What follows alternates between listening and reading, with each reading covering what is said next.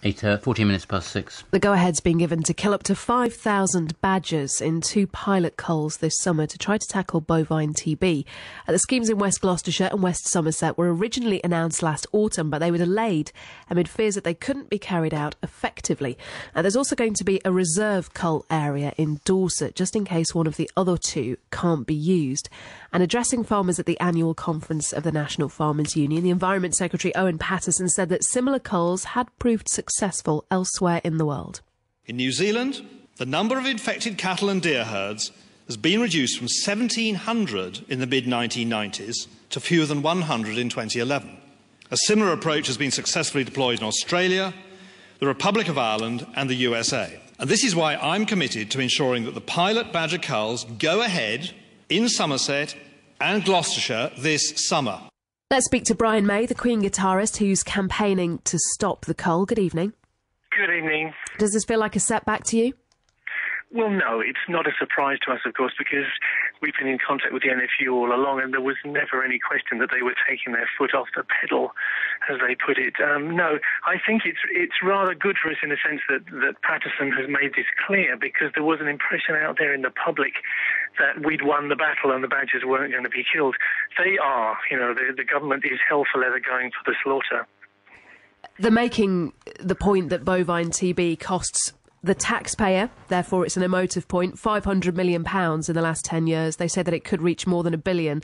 So they are trying to win people over that way using the figures and the finance.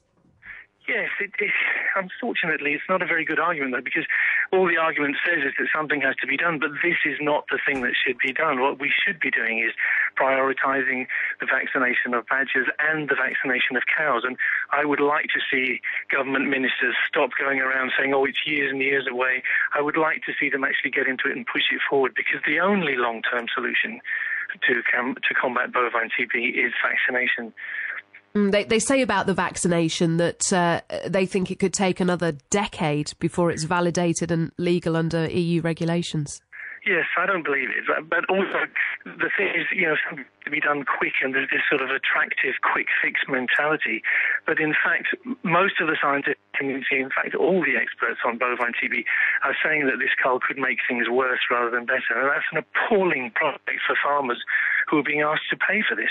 And $1 million of the taxpayers' money has already been spent on this cull, which is almost certainly not going to work. And in 10 years' time, we will still have bovine TB in cattle, and we'll have a bloody mess in the countryside. So if it's costing money to deal with it at the moment, if a vaccine is 10 years potentially away, what do you think could or should be done in the short term to try and tackle the problem?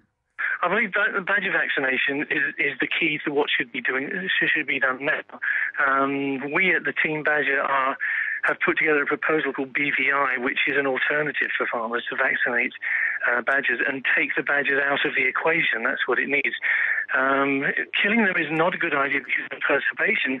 If they are carrying the disease, perturbation will spread the disease to neighbouring farms, which is a really terrifying prospect, in fact.